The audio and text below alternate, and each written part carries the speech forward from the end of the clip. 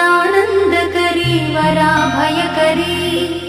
सौन्दर्यरत्नाकरी